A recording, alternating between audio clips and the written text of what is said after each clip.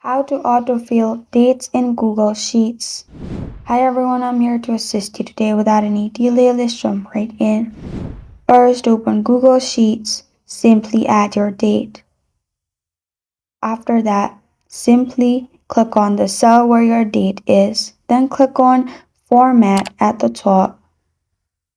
In here, click on Number. After you click on Number, you will find all these options pop up. In here, scroll down.